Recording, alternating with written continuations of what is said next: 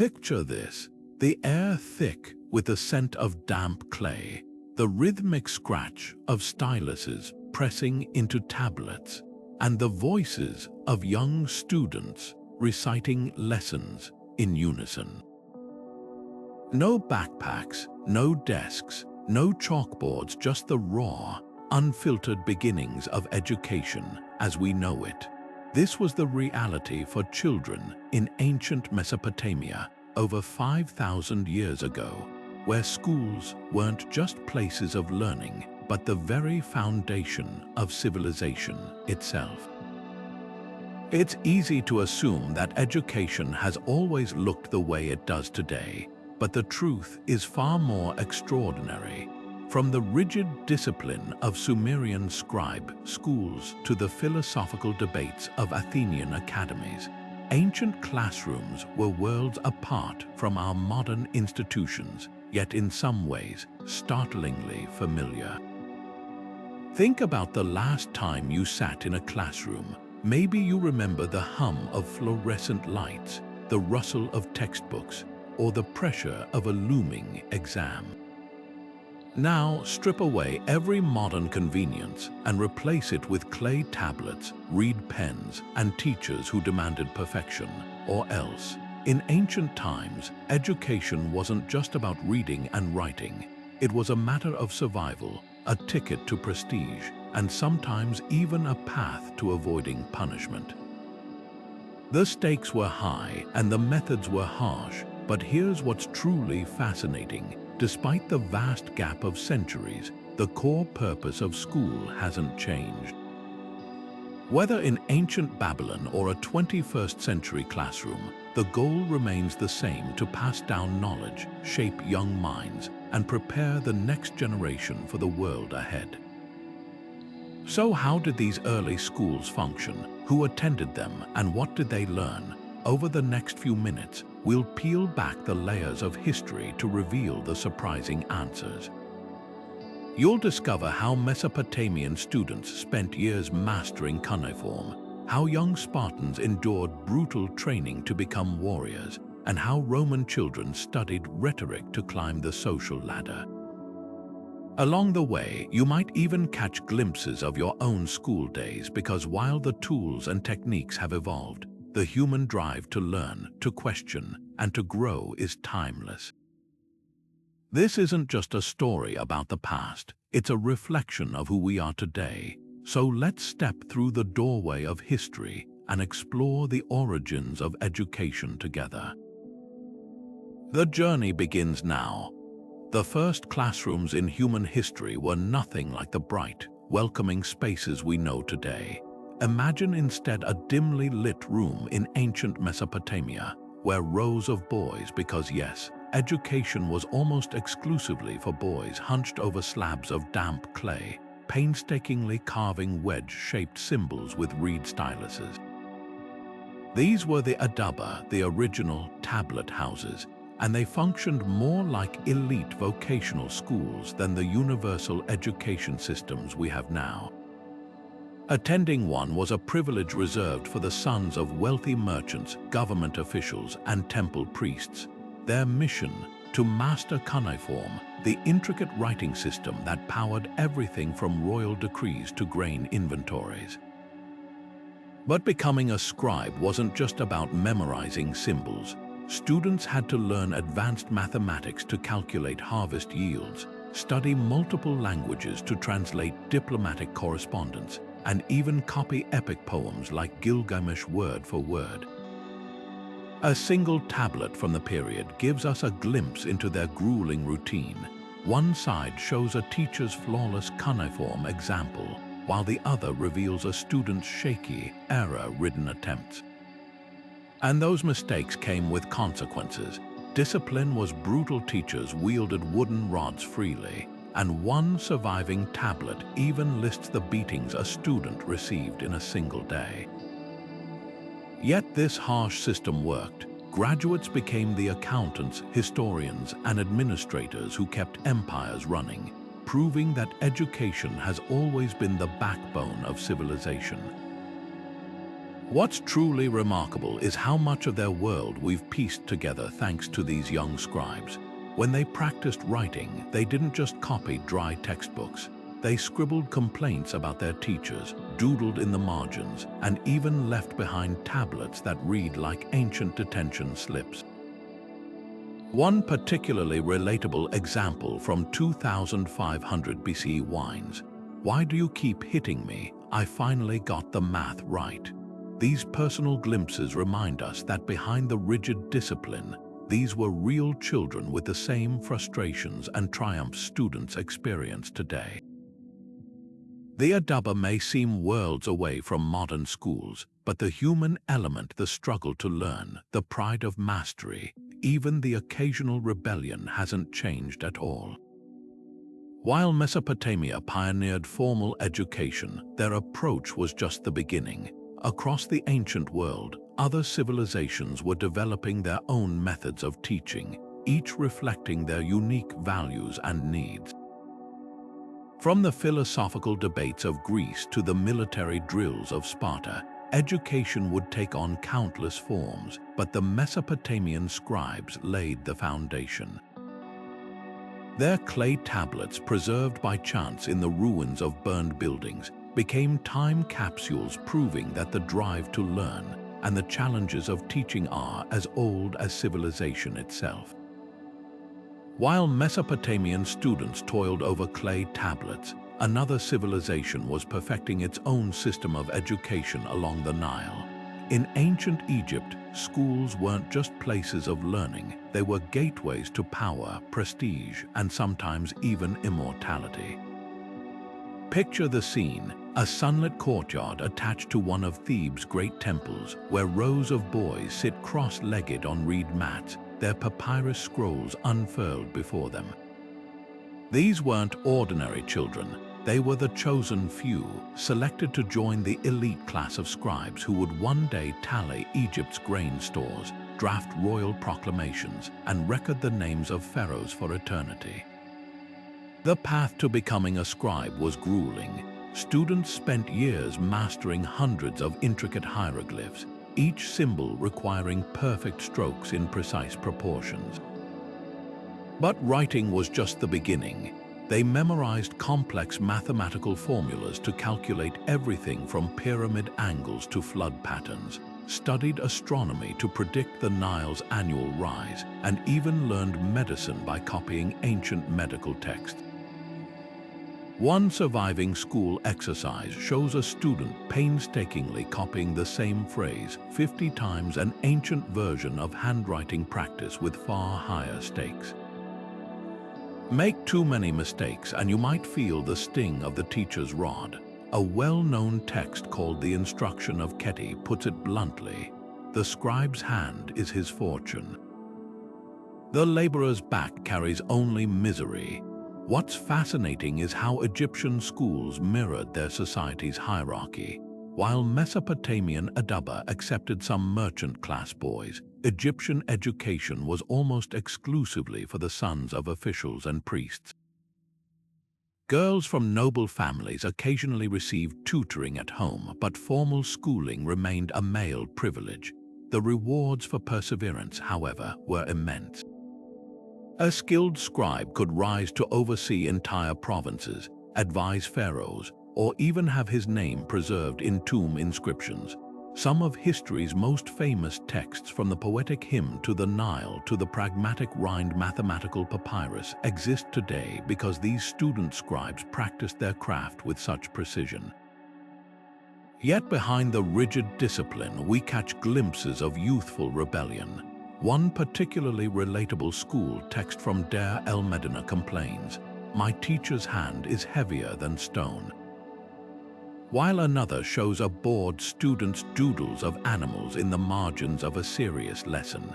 These human touches remind us that ancient classrooms, for all their formality, were still filled with restless young minds. The Egyptian system may have been strict, but it produced some of history's most meticulous record keepers, people who didn't just write history, but ensured we'd still be reading their words thousands of years later. While Egypt's scribble schools focused on preserving knowledge, another ancient civilization was taking education in a radically different direction.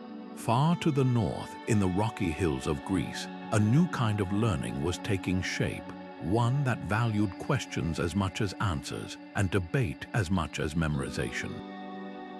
But that's a story for another moment. Far from the rigid classrooms of Mesopotamia and Egypt, another revolutionary approach to education was flourishing beneath the shade of banyan trees in ancient India. Here, learning wasn't confined to memorizing texts or mastering scripts, it was a way of life. In the gurukuls, students didn't just attend school, they became part of a guru's family, living alongside their teacher in simple hermitages nestled in forests or along riverbanks. Imagine waking before dawn to the sound of chanting, gathering firewood for the morning rituals, and sitting cross-legged on the earth as your guru's voice wove timeless wisdom into the air. This was education stripped to its essence. No walls, no fees, just a sacred exchange of knowledge that shaped minds and souls alike. The gurukul system was built on a radical idea that true learning couldn't be rushed or forced. Students, known as shishyas, often began their education as young as 5 and stayed for 12 years or more, mastering everything from the hypnotic rhythms of Vedic hymns to the precise movements of archery. But unlike the rote memorization of cuneiform or hieroglyphs, Indian education was oral, passed down through generations with meticulous accuracy. The Vedas, ancient scriptures thousands of years old, were recited in flawless Sanskrit, each syllable preserved like a jewel. And it wasn't just about recitation. Gurukuls taught philosophy to ponder life's mysteries, astronomy to track the stars, medicine to heal the body, and even statecraft to navigate the complexities of power. One legendary student, Chanakya, would later use these lessons to write the Arthashastra, a treatise on politics so shrewd it's still studied today. Discipline in the Gurukul was unwavering, but it wasn't the harsh corporal punishment of Mesopotamia. Rules were strict: rising before sunrise, fasting on certain days, serving the guru with humility. Yet they were framed as spiritual practice, not punishment. The bond between guru and shishya was considered sacred, almost divine. A teacher wasn't just an instructor, they were a guide to enlightenment, a role model for every aspect of life. Ancient texts describe students massaging their guru's feet, tending to the hermitage crops, or even begging for alms as part of their training in humility. But this wasn't servitude, it was devotion. The guru, in turn, tailored lessons to each student's temperament, knowing that wisdom couldn't be poured into a mind like water into a cup, it had to be kindled like a flame. What set the Gurukul apart was its balance of knowledge and virtue. While Mesopotamian scribes excelled in record-keeping and Egyptian students mastered bureaucratic precision, India's scholars were trained to think deeply and live wisely. A famous story tells of a guru testing his students by secretly placing a lump of salt in each of their drinking cups. The next morning, he asked them to retrieve it. When none could, he revealed the lesson. Just as the salt had dissolved into the water, a true seeker's learning should dissolve into their character. This was education as transformation, not just filling minds but shaping souls. Yet for all its idealism, the Gurukul system wasn't without its shadows. Access was limited primarily to boys from higher castes, and while some texts mention female sages like Gargi and Maitreyi, most girls were taught domestic skills at home. Still, the legacy of these forest classrooms echoes through history. Long after the last Vedic chants faded from those hermitages, their principles survived in the universities of Nalanda and Taxila, in the Ayurvedic texts that still guide healers, and in the enduring Indian reverence for the teacher-student bond. The gurukul may have vanished, but its spirit lingers, reminding us that education, at its best, isn't just about what we learn, but who we become.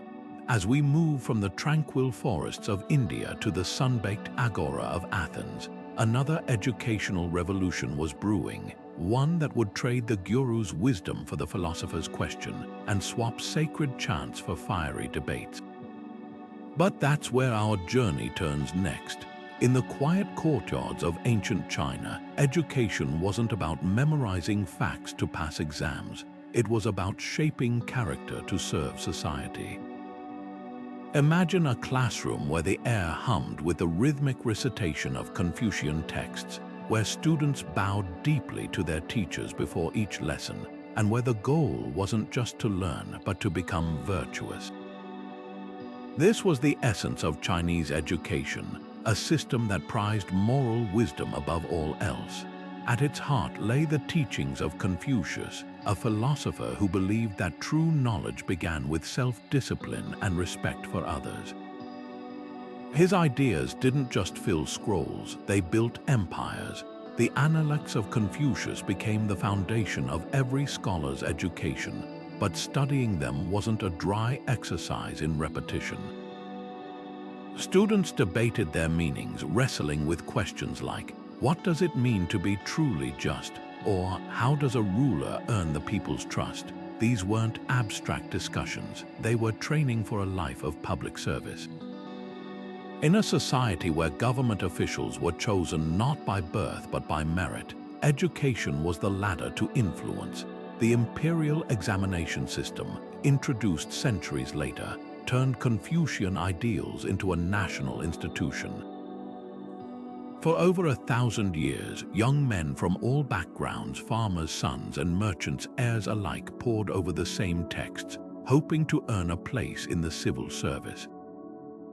One famous story tells of a poor student who practiced writing characters in the dirt with a stick because he couldn't afford paper. He eventually rose to become a high-ranking minister, proving that in China, brilliance could trump privilege. Yet Confucian education wasn't just about climbing the social ladder. Filial piety, the reverence for one's parents and ancestors, was woven into every lesson. Students learned that a well-ordered society began at home, with respect for elders and care for the young. Schoolmasters emphasized the 5 relationships: ruler and subject, father and son, husband and wife, elder and younger sibling, friend and friend. Each carried mutual responsibilities, creating a web of duty that held communities together. A classic tale illustrates this perfectly. When a student asked Confucius about governance, the philosopher simply replied, "Let the ruler be a ruler, the subject a subject, the father a father, the son a son." Harmony, he taught, came from everyone fulfilling their role with integrity.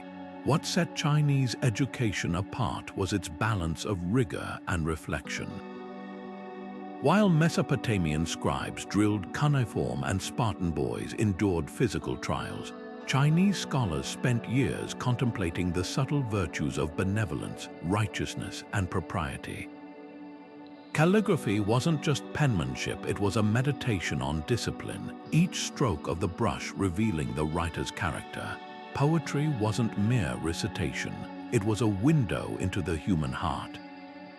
Even the civil service exams, for all their formality, demanded original essays that applied ancient wisdom to contemporary problems.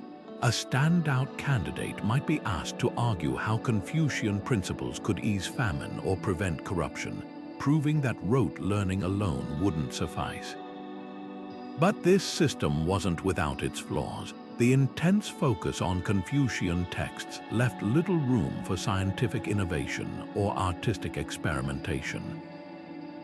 Women, though sometimes educated at home in the arts of poetry and music, were largely excluded from formal schooling, and the pressure of the exams could crush even the brightest minds. Stories abound of scholars who, after failing repeatedly, retreated to monasteries or took their own lives.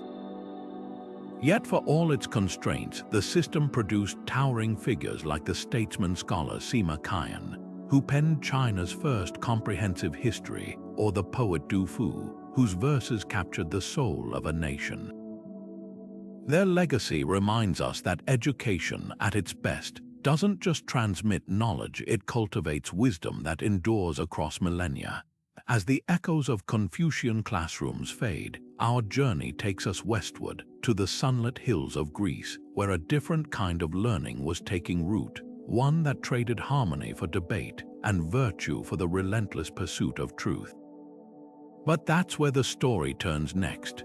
The piercing shriek of a Spartan war horn splits the dawn air as rows of barefoot boys, none older than 7, stand shivering in the frigid morning light. This isn't just their first day of school, it's the day childhood ends. In Sparta, education wasn't about scrolls or speeches. It was a decade-long gauntlet of pain, endurance, and unrelenting discipline known as the Agoge. Imagine a world where homework meant stealing food without getting caught, where recess involved brutal wrestling matches with no rules, and where the ultimate test wasn't an exam but survival itself. While Athenian philosophers debated ethics under olive trees, Spartan boys were learning to endure hunger, cold, and pain without complaint, because in this warrior society, weakness meant dishonor, and dishonor was worse than death. From the moment they entered the Agoge, these children belonged to the state, stripped of soft clothing and given only a single rough cloak to last the year. They slept on beds of reeds they'd gathered themselves from the Eurotas River. Meals were deliberately meager, not to starve them, but to teach them to steal without detection, a skill celebrated in Spartan culture. Get caught, though, and the punishment wasn't just for the thief. Whole groups were beaten for one boy's failure, drilling into them that the collective mattered more than the individual. Ancient historian Plutarch recounts a chilling story of a boy who, after stealing a fox, hid it under his cloak. Even as the animal gnawed through his stomach, he refused to cry out, choosing death over revealing his theft. Whether myth or reality, the tale captures the Agoge's central lesson. Suffering in silence was Spartan virtue incarnate.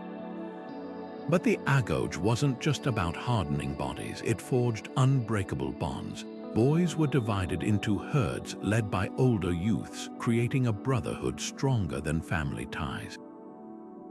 They trained together, fought together, and starved together, their loyalty to each other second only to loyalty to Sparta itself.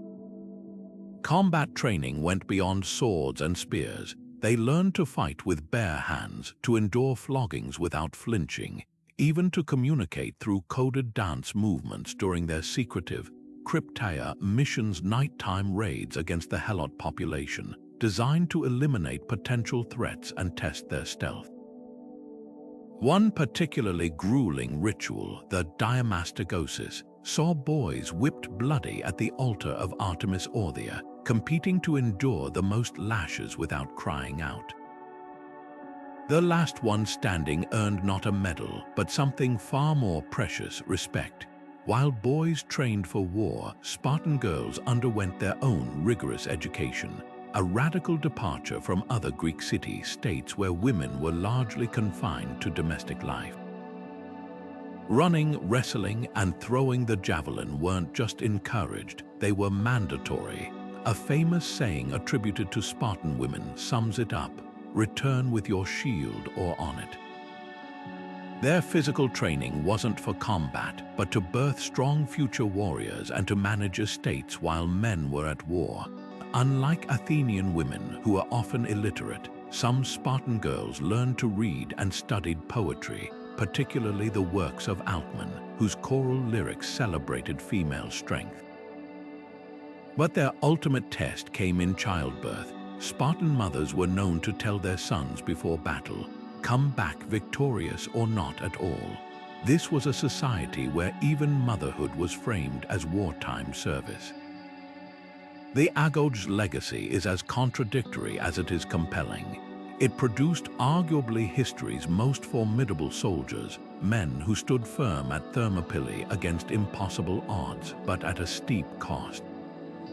Intellectual pursuits were dismissed as effeminate. Art and philosophy withered in Sparta's shadow. By age 30, a Spartan male might be a peerless warrior, but he'd never written a poem, debated philosophy, or questioned the state's absolute authority. Even their famed wit, recorded in collections of Spartan sayings, was less about creativity and more about ruthless efficiency, like the reply King Leonidas gave when told Persian arrows would blot out the sun. "Then we shall fight in the shade." What makes the Agoge so fascinating isn't just its extremes, but what it reveals about how societies define education. For Sparta, survival demanded ironclad discipline, not intellectual curiosity. Their system worked for a time, but when the world shifted and warfare required adaptability over brute strength, Sparta's rigid warriors found themselves outpaced by more flexible foes. The Agoge's greatest lesson might be this: education doesn't just shape individuals, it shapes civilizations for better or worse. As the echoes of Spartan war chants fade, our journey turns toward a city where education took a radically different path, one where the clash of ideas mattered more than the clash of swords, and where the classroom wasn't a training ground but a cradle of democracy. But that story unfolds next.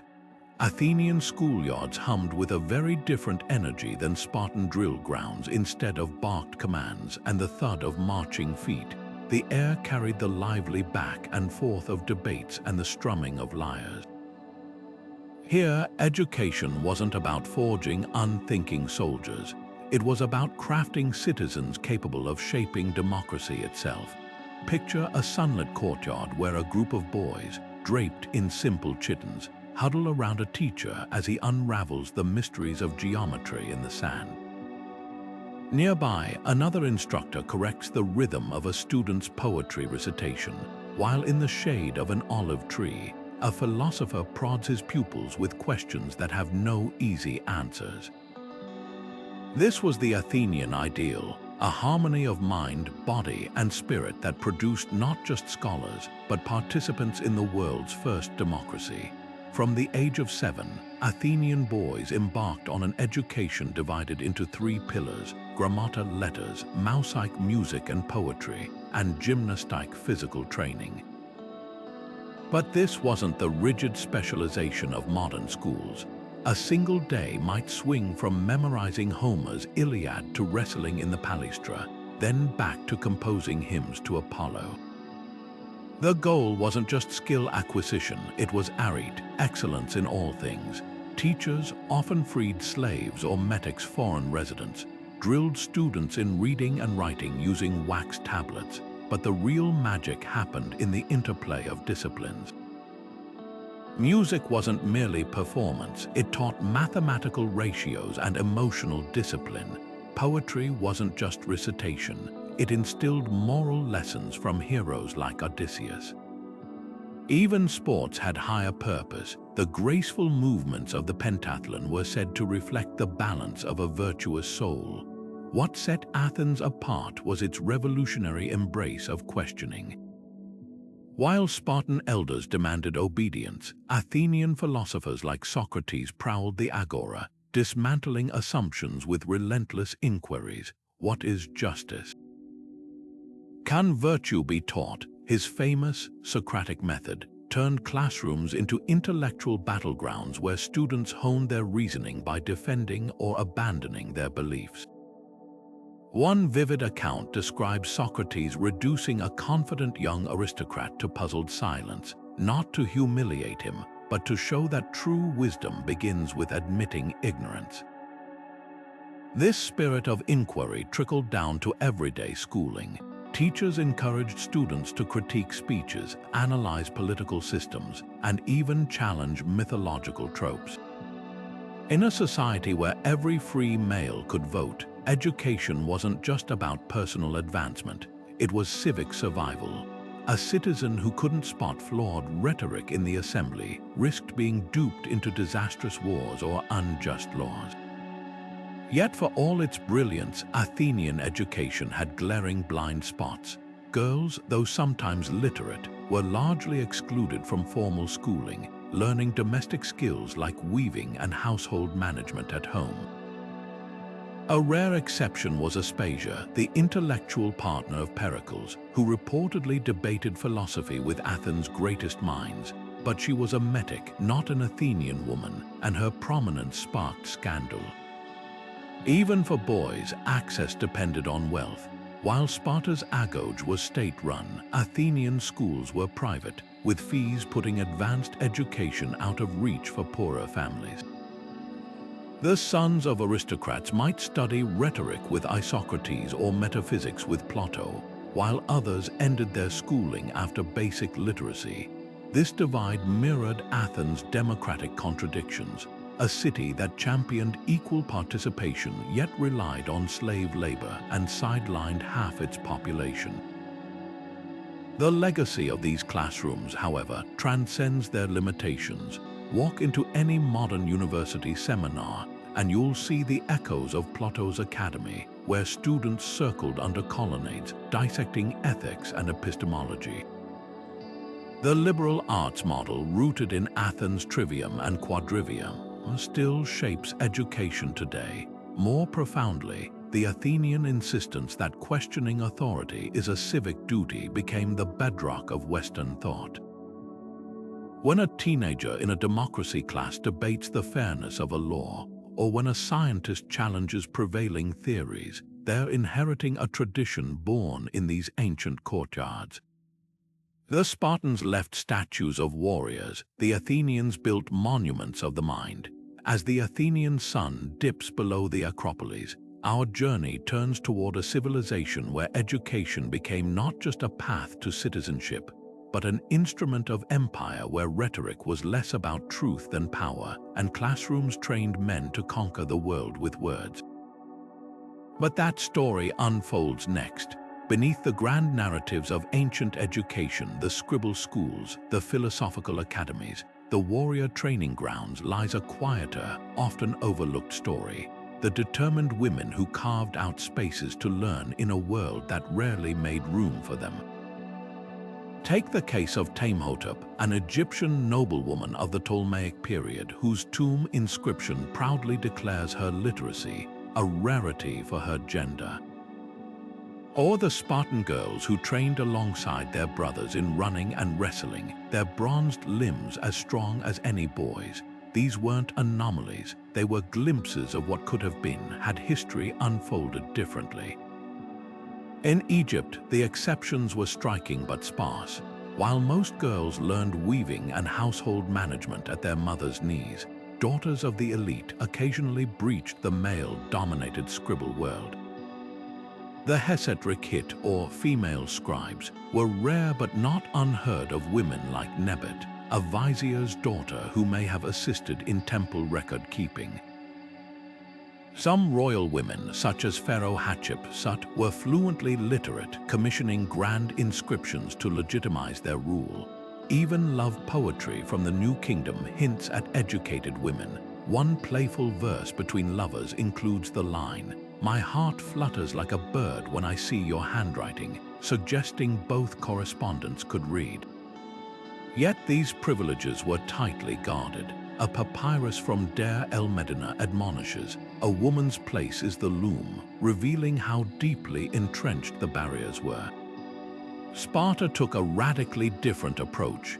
Here, girls weren't just permitted to exercise, they were required to. Running, discus throwing, and even competitive dancing weren't frivolities. They were investments in future warriors' mothers. Strong women, the logic went, bore strong sons. The poet Pindar marveled at Spartan girls racing like fillies in short tunics that shocked other Greeks. But this physical freedom didn't extend to the intellect. While boys memorized Tyrtaeus' war poems, girls learned choral lyrics praising Spartan values art as propaganda, not personal expression. The irony, Spartan women famously wielded more economic power than their Athenian counterparts, managing estates while men were at war, yet their education prepared them for duty, not debate. Then there were the outliers who defied every convention. On the island of Lesbos, Sappho didn't just attend a school, she ran one. Her lyric poetry, filled with tender verses to her students, suggests a circle of young women studying music, poetry, and perhaps even philosophy. Centuries later in Rome, Cornelia Africana, mother of the Gracchi brothers, was so renowned for her erudition that politicians sought her counsel. But these luminaries were exceptions that proved the rule. Most Roman girls, even patricians, topped out at basic literacy before turning to spinning and childcare. A 1st century CE gravestone captures the norm. Here lies Petronia, dutiful daughter, skilled weaver. Not a word about her mind. The real tragedy lies in the lost potential. Imagine the scientific treatises never written because Hypatia of Alexandria stood alone. The political theories unspoken because Aspasia had to whisper hers through Pericles. Ancient medical texts, largely penned by men, dismissed women's ailments as hysteria, literally wandering womb, a term that persisted for millennia. What might have been different if the daughters of scribes, philosophers, and artisans had been handed styluses instead of distaffs? Yet even in constraint, women found ways to learn. Egyptian midwives passed down anatomical knowledge mother to daughter. Etruscan tomb paintings show girls reading at banquets alongside boys. And in a poignant twist, some of the most personal writing from antiquity, like the Roman soldier's wife's letters preserved at Vindolanda, proves that informal education flourished where formal systems failed. These fragments whisper across time. Exclusion couldn't extinguish curiosity. The fire for knowledge, once kindled, found oxygen where it could. As we close this chapter, remember that the story of ancient education isn't just carved in the tablets of elites or the scrolls of philosophers. It's also written in the quiet resistance of a girl tracing letters in the dust, a mother humming verses to her daughter, a woman bending history's ear just enough to whisper, "I was here and I understood."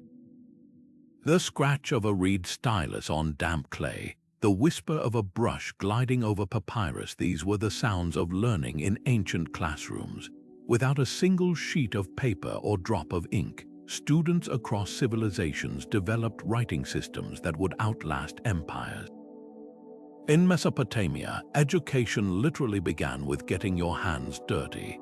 Scribes in training kneaded river clay into palm-sized tablets, then pressed wedge-shaped marks using the sharpened end of a cut reed.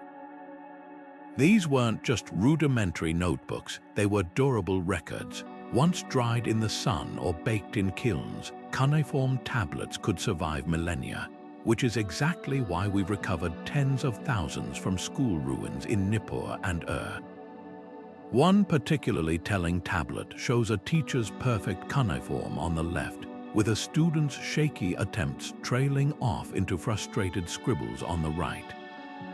Egyptian students had it slightly easier if they could afford it. Papyrus, made from the pith of Nile reeds pressed into sheets, was light and portable but expensive. A single scroll could cost a laborer's weekly wages, so students often practiced hieroglyphs on cheaper ostraca, flakes of limestone or broken pottery. Archaeologists have found these scratch pads covered in repeated signs, mathematical exercises, and even doodles of animals. For important work, though, nothing beat papyrus. Scribes mixed soot with gum arabic to create ink, then used reed brushes with frayed ends to craft elegant hieroglyphs. The contrast to Mesopotamia's rigid cuneiform was striking. Where Babylonian signs were angular and methodical, Egyptian glyphs flowed like miniature artworks, each stroke requiring the precision of a painter. Half a world away in ancient India, students etched lessons onto talipot palm leaves using needle-like styluses. The leaves were then rubbed with soot to make the incisions visible, bound with twine, and protected between wooden covers, creating some of history's first portable books. But the most ingenious writing tool might have been the Roman tabula, a wax-filled wooden tablet. Students wrote with a stylus sharp end, then flipped it to use the flat spatula end for erasing by simply warming and smoothing the wax. Dozens have been found with school exercises from alphabet practice to multiplication tables still visible in the hardened wax. Some even bear the marks of a frustrated teacher's corrections, proving that red ink isn't a modern invention. What's remarkable isn't just the diversity of these tools, but how they shaped education itself. Clay tablets encouraged brevity. Cuneiform was laborious to carve. Papyrus allowed for flowing cursive scripts but demanded steady hands. Wax tablets made revising easy, fostering iterative learning. These weren't just writing instruments, they were cognitive partners, subtly guiding how generations thought, composed, and preserved knowledge. When a Roman student smoothed his wax tablet to start anew, or an Egyptian scribe carefully unrolled a fresh papyrus scroll, they weren't just preparing to write. They were stepping into an ancient tradition of turning raw materials into vessels for the human mind.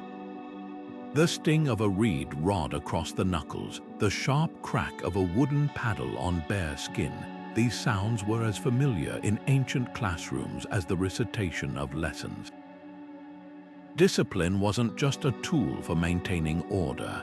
It was woven into the very fabric of education, a reflection of societies that prized precision and obedience above all else. In Mesopotamia, where scribble schools drilled students in the exacting art of cuneiform, mistakes carried immediate consequences.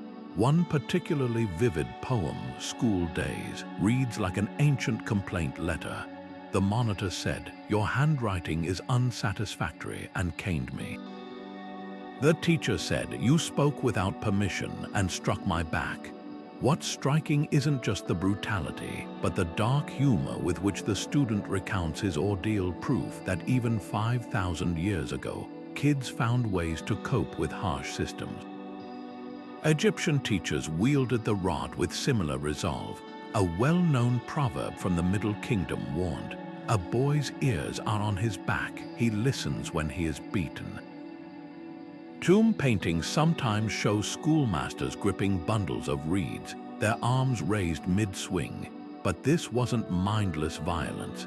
In a society where scribes recorded everything from grain taxes to royal decrees, errors could destabilize the economy or insult the gods. A misplaced hieroglyph in a temple inscription might anger Osiris. A miscalculation in land surveys could spark disputes between villages. The stakes demanded perfection, and pain became the price of progress. Yet even here, human nature peeked through. One ostraka fragment from Deir el-Medina shows a student's crude drawing of his teacher being devoured by a lion, ancient revenge fantasies scribbled in the margins of history. Sparta took discipline to extremes, but with a different aim.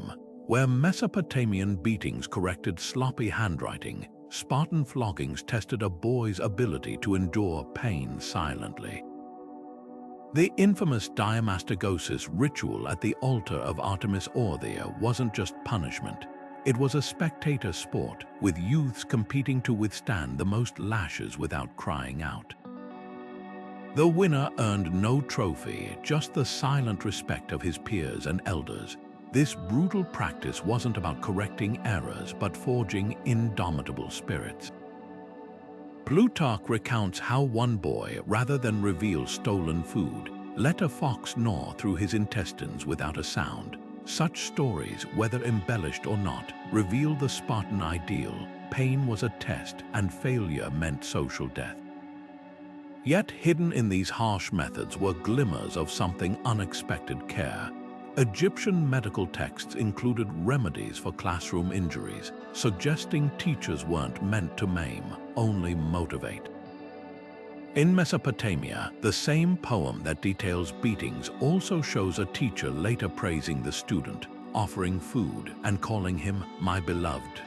Even Sparta's Agoge, for all its cruelty, fostered unbreakable bonds between boys who suffered together. The paradox is clear. These societies believed suffering shaped character, but they also recognized limits. A Babylonian proverb cautioned, "Do not strike a son too hard, lest you break him." What's most revealing is how these methods mirrored broader values. In rigidly hierarchical societies, whether the bureaucracies of Egypt and Mesopotamia or Sparta's militarized state education wasn't just about knowledge. It was about molding citizens who would uphold the system without question. The scribe's flawless cuneiform, the Spartan's stoic endurance, the Egyptian bureaucrats' precise records, all served structures that left little room for individualism. Yet the cracks in this facade are telling. From doodles of vengeful lions to the dark humor of school days, students found ways to assert their humanity, proving that even the strictest systems couldn't fully suppress youthful defiance. As we move from the rod's harsh echo to the next chapter of ancient education, consider this. Today's debates over discipline aren't new. They're part of an unbroken conversation stretching back to the first scribe who ever winced at a raised reed, wondering if there just might be a better way. Imagine a Babylonian student sitting cross-legged in the dusty schoolyard, his stylus hovering over a clay tablet as he puzzles over a problem that wouldn't look out of place in a modern algebra textbook. I subtracted my square side from the area, and it was 1430. What is the side of my square? This wasn't theoretical musing, it was practical math, the kind that governed everything from grain distribution to temple construction. Long before classrooms had graphing calculators or printed worksheets, ancient civilizations were developing sophisticated mathematical systems, each tailored to their unique needs. The Babylonians tracked planetary movements with base 60 arithmetic. The Egyptians calculated pyramid slopes with startling precision, and the Greeks turned geometry into a philosophical pursuit. Behind every column erected, every silo filled, and every star charted lay the quiet revolution of numbers. In Mesopotamia, math was the language of commerce and bureaucracy. Scribes didn't just learn to add and subtract. They mastered compound interest, inheritance divisions, and even quadratic equations, all without the symbolic notation we use today. Their secret, a place value system based on 60, which is why we still divide hours into 60 minutes. Teachers drilled students with real-world problems. If a field yields 20 gur of barley per iku, how much will 10 fields produce? Mistakes meant more than a red mark. Errors in tax records or construction plans could bring royal wrath. One tablet from Lhasa shows a student's botched calculation for digging a canal. His incorrect labor estimates scratched out angrily, a supervisor's corrections looming above. Yet these weren't dry exercises. The same tablets revealed playful riddles, like dividing 11 loaves among 12 workers' solution. Make some loaves slightly larger. Math, it seems, always had room for creativity. Egyptian math was equally grounded in necessity. The Rhind Papyrus, a 3,000-year-old textbook, overflows with problems about distributing bread, measuring land after Nile floods, and famously calculating the seekt, the slope of a pyramid's sides. Picture an apprentice scribe crouched on the Giza plateau, using a Merk hit, an early protractor, to check his teacher's work. A single degree of error could destabilize the entire structure, so precision was sacred. But Egyptian math had its quirks. They relied on unit fractions. Dividing by 7 meant working with 1/2 plus 1/3 plus 1/42. A system so cumbersome that modern scholars still debate how they managed such architectural feats. The answer lies in their tools. The abacus with its sliding beads was a classroom staple, but so was the finger calculus method, where scribes used their hands to multiply and divide. For all its complexity, Egyptian math was profoundly human, tactile, visual, and inseparable from the physical world. Then came the Greeks, who transformed math from a practical tool into a realm of pure abstraction. In Plato's Academy, students didn't just solve problems, they debated the nature of numbers themselves. Was mathematics discovered or invented? Why did Pythagorean theorem hold true? Geometry became a philosophical playground where compass and straight-edge constructions proved truths beyond measurement. Euclid's Elements, written around 300 BCE, wasn't just a textbook, it was a manifesto for logical reasoning, its axiomatic structure inspiring thinkers from Newton to Einstein. Yet even here, practicality lurked beneath the theory. When Archimedes shouted, "Eureka!" in his bath, he wasn't pondering ideals, he was solving a king's problem about gold purity. The Greeks' genius lay in bridging the abstract and the concrete, proving that the same principles governing perfect circles also ruled catapult trajectories and ship displacements.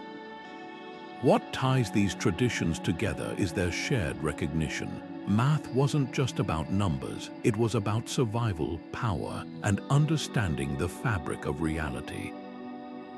The abacus beads clicking in a Roman classroom, the Greek geometer tracing angles in sand, the Babylonian teacher grilling his students on interest rates, all were part of an unbroken chain of curiosity. Today's students grappling with quadratic equations might take comfort in knowing they're walking the same path as a Sumerian scribe 4,000 years ago, both united by the timeless thrill of cracking a problem that once seemed impossible.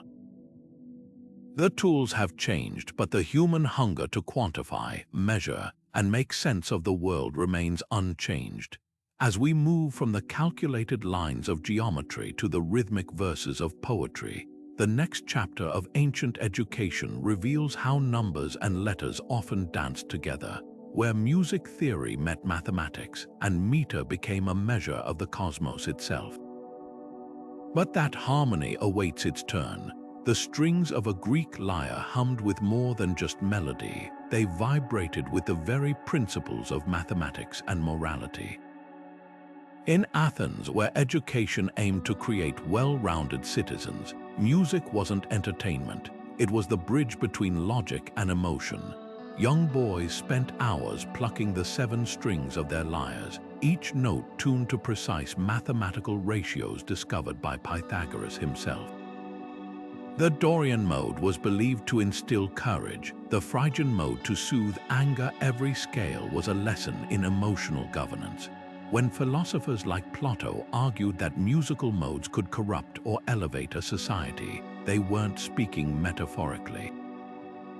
To the Greeks, harmonies mirrored the order of the cosmos, and a discordant note wasn't just a mistake, it was a moral lapse. Meanwhile, in the courtyards of ancient China, the gurukuls' whisper-thin strings carried the weight of Confucian virtue. Scholars didn't merely play this zither-like instrument, they communed with it, their compositions reflecting the balance between heaven, earth, and humanity. A master's performance was judged not by technical flair but by the depth of his character, each pause, each vibration revealing his inner stillness. The gurukul's very construction was a lesson in cosmology. Its rounded top symbolized the heavens, its flat base the earth, and its 13 markers the lunar months. Students learned that to play poorly wasn't just an artistic failure, it betrayed a lack of self-cultivation. One legendary tale tells of the musician Boya, who smashed his gurukul after the death of his friend Zhang Ziki, the only person who truly understood his music. The message was clear: artistry without shared humanity was meaningless.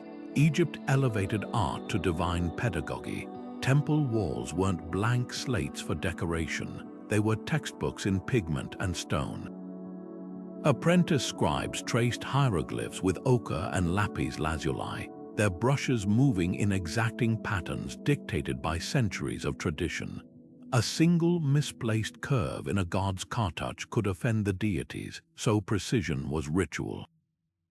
But even within these rigid conventions, creativity flourished. The famous scribe Amenemop instructed his students, The skillful scribe does not merely copy, he breathes life into the sacred signs.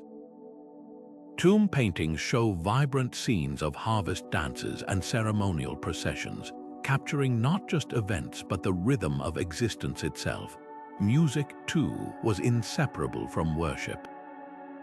Temple musicians played the sistrum, a rattling instrument whose sound was said to summon Hathor, goddess of joy. To study art in Egypt was to learn the language of the gods. India's gurukuls wove the arts into every facet of learning. Dance wasn't performance, it was embodied mathematics with mudras hand gestures forming a precise visual grammar. The Natya Shastra, an ancient treatise on drama, detailed how specific movements could evoke rainstorms or battlefield chaos. Students of the sitar didn't just memorize ragas, they internalized their emotional landscapes, knowing that Raga Bhairavi belonged to the dawn, its notes stirring devotion, while Raga Deepak was said to kindle literal flames in listeners. The epic Mahabharata was never merely read aloud. It was enacted through dance drama, with each character's entrance timed to drumbeats. This holistic approach reflected a profound truth. In Indian thought, the arts weren't separate from knowledge. They were knowledge alive in muscle memory and breath. What united these traditions was the understanding that music and art weren't decorative add-ons to real education. They were the tools that shaped how societies remembered, reasoned, and revered. When a Greek boy tuned his lyre, he was calculating string lengths with Pythagorean precision. When a Chinese scholar plucked the guqin, he was meditating on cosmic harmony. And when an Indian dancer's feet struck the ground in perfect rhythm, she was solving geometry problems with her body. These disciplines trained more than hands or voices, they honed minds and souls, proving that the oldest classrooms knew something we often forget. True education engages every sense, every synapse, and every heartbeat. As the echoes of ancient instruments fade, our journey turns toward the spaces where this learning unfolded, not just in formal schools, but in the bustling marketplaces, quiet temples, and even the homes where knowledge was passed between generations. But that story, like the most enduring lessons, reveals itself in unexpected places. In the shadow of towering ziggurats and beneath the painted ceilings of grand temples, education wasn't just about reading and writing. It was a sacred act, a communion with the divine. Across Mesopotamia, Egypt, and India, the line between school and sanctuary blurred completely.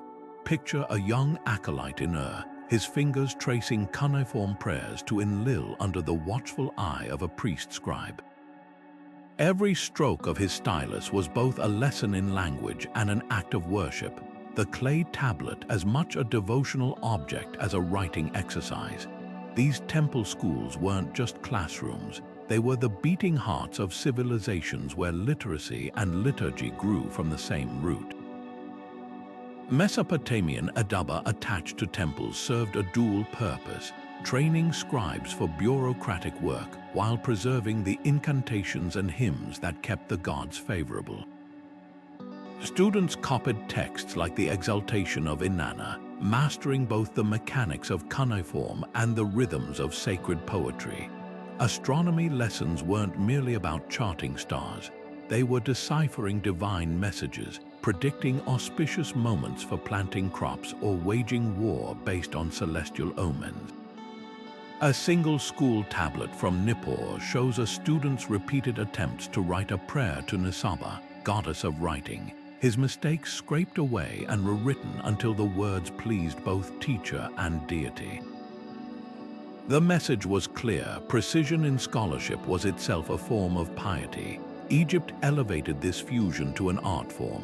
In the Per-Ankh, or House of Life, attached to temples like Karnak, priest-teachers drilled students in hieroglyphs not as mere symbols but as vessels of Heka sacred power. To write the name of a god incorrectly was to risk divine wrath. To master the Book of the Dead spells was to hold the keys to the afterlife.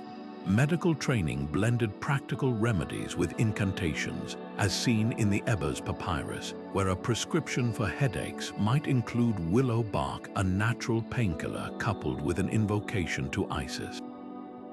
Even mathematics had spiritual dimensions. The precise angles of pyramids encoded cosmic principles, turning architects into theologians. India's gurukuls took the connection further, making education a spiritual journey. Students didn't just memorize the Vedas, they lived them, rising before dawn to chant hymns to Agni, the fire god, their voices syncing with the rhythm of sacrificial flames. Grammar lessons were sacred, as the correct pronunciation of Sanskrit mantras was believed to sustain cosmic order. Panini's Ashtadhyayi, a foundational text on linguistics, wasn't just a grammar manual, it was a map to the universe's hidden structures, where every syllable held metaphysical weight. The Upanishads taught that true knowledge, jnana, dissolved the illusion of separateness between learner and divine, turning education into enlightenment. In Judea, the synagogue became the classroom. After the Babylonian exile, when the temple's destruction threatened cultural erasure, rabbis transformed houses of prayer into study halls. Children as young as 5 gathered to chant Torah verses from wax-coated tablets, their melodies preserving textual accuracy centuries before vowel markings existed. The Talmud records debates where a rabbi might challenge students with, "How do we know this law?" Not to test memory, but to train them in midrash, the art of interpreting sacred texts' infinite layers. Here, questioning was piety. A student wrestling with scripture honored it more than one who passively accepted it. The legacy of these sacred classrooms endures in unexpected ways. Modern medical symbols like the caduceus trace back to temple healers, while the division of the zodiac into 12 signs originated in Babylonian astral theology. The rhythmic call and response of African American gospel music echoes the Vedic oral tradition, proving that when knowledge is woven with reverence, it outlasts empires. These ancient educators understood something we often forget. To teach is to touch eternity, one mindful student at a time. As the scent of temple incense gives way to the salt air of the Mediterranean, we find another revolutionary idea taking shape, one where education wasn't just for priests or elites, but for every citizen who dared to think freely. But that turning point in history awaits its moment. Beneath the olive trees of Athens, a revolution in thought was taking root, one that would forever change how humanity pursued wisdom. Plato's Academy, founded in 387 BC, wasn't just a school, it was a living experiment in intellectual freedom. Picture a grove where students and masters strolled side by side, dissecting the nature of justice one moment and debating the geometry of constellations the next. The Academy's very layout defied tradition, no rows of silent scribes copying lectures, but circles of equals engaged in relentless questioning. Here, a Macedonian prince named Aristotle could challenge his teacher's theories, then spend afternoons cataloging marine life in the Aegean. This was higher learning as dialogue, where truth emerged not from authority, but through the collision of disciplined minds. 1,000 miles south, Alexandria's library took the pursuit of knowledge to staggering new heights. Within its limestone walls, scholars from across the known world gathered under one unprecedented mission: to collect every written work in existence. Greek mathematicians argued with Egyptian physicians over scrolls from India, while in the dissection rooms, Herophilus made history by distinguishing nerves from tendons, a breakthrough possible only because Ptolemaic rulers provided cadavers, overturning millennia of burial taboos. The library's crowning glory wasn't just its estimated 500,000 scrolls, but its insistence that knowledge had no borders. Eratosthenes, tasked with curating the collection, ended up calculating Earth's circumference with astonishing accuracy by comparing shadow angles between Alexandria and Scene. His tools, a stick, some geometry, and the bold assumption that our planet wasn't flat. These institutions thrived on a radical idea that advanced education should be interdisciplinary. At the Academy, astronomy and ethics were inseparable. To contemplate the stars was to ponder humanity's place in the cosmos. In Alexandria's anatomy theater, philosophy students watched as physicians proved the brain, not the heart, was the seat of thought, appending Aristotelian dogma. The cross-pollination was deliberate. When Archimedes visited from Syracuse, he didn't just share his lever theories. He absorbed Egyptian irrigation techniques that would later inspire his screw pump. This intellectual fusion produced wonders like the Antikythera mechanism, an ancient computer that predicted eclipses and tracked Olympic cycles with gearwork centuries ahead of its time. Yet these hubs weren't utopias. The Academy barred women, though Plato's later writings hinted at regret over this, and Alexandria's cosmopolitanism masked Ptolemaic political control. Scholars' visas depended on royal favor. Even the library's vastness had limits. When the Parthians burned texts during wars, replacements came at the price of seizing every scroll from ships in Alexandria's harbor. But their true legacy lies in the questions they normalized. Why accept tradition without testing it? What if knowledge from barbarian lands held answers Greek thinkers hadn't conceived? The ripples from these ancient centers still touch modern campuses. Today's university seminars, with their circular tables echoing the Academy's groves, or research libraries preserving fragile texts in climate-controlled vaults, all descend from these experiments. More profoundly, they establish that progress demands spaces where minds can collide across disciplines and cultures, where a geometer might inspire an architect, or a physician's scalpel might reshape philosophy. The ancient world's greatest lesson wasn't in any single discovery, but in proving that when diverse thinkers gather freely, the sum becomes infinitely greater than its parts. As the Mediterranean's intellectual torch passed to new hands, another institution would rise to carry its light, one that blended the Academy's love of debate with Alexandria's hunger for texts, creating a model that would shape universities for 1,000 years. But that transformation begins elsewhere. The clatter of wax tablets and the murmur of recitation filled the air of Rome's Ludi, where education wasn't just about letters and numbers, it was training for citizenship itself. Unlike the philosophical debates of Athens or the spiritual quests of Indian gurukuls, Roman schools were factories of practicality.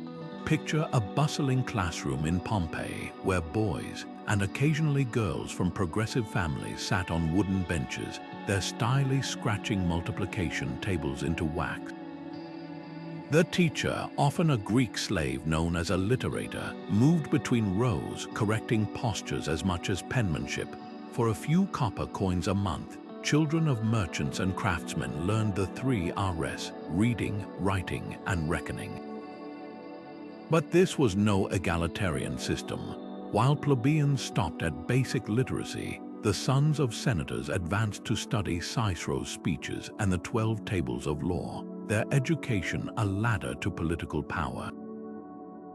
What set Roman education apart was its ruthless focus on utility. Students didn't ponder abstract geometry like the Greeks. They measured fields and calculated interest rates. Grammar lessons pulled double duty as moral instruction, with pupils copying maxims like "grab fortune by the hand, lest she bind you by the hair," a blend of penmanship and pragmatism. Even the classroom setup reflected this no-nonsense approach. Unlike the shaded groves of Plato's Academy, Ludi were often just open storefronts facing noisy streets, teaching children to concentrate amid chaos. Surviving school exercises from Vindolanda Fortress reveal just how hands-on this training was. One tablet lists the exact wages of cavalrymen, showing how math lessons prepared boys for military logistics. For the elite, education peaked in the rhetor school, where teenagers honed the weapon that ruled Rome, persuasive speech. Under the watchful eye of a rhetorician, they practiced courtroom defenses of mythical figures, why Hercules was justified in stealing the golden apples, and delivered mock Senate speeches. The stakes were high. Mastery of rhetoric could secure governorships or sway juries.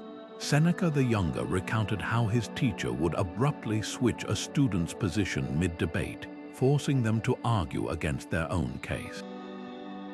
This mental agility wasn't just academic, it was survival training in a society where verbal missteps could end careers or lives. Remarkably, Rome's system offered glimmers of inclusion unseen elsewhere. While most girls learned domestic skills at home, tombstones and letters attest to literate women like Cornelia, mother of the Gracchi, who tutored her sons in statecraft. Freedmen's children sometimes attended Ludi alongside patricians, and Horace famously credited his education funded by his ex-slave father for his rise as Rome's premier poet.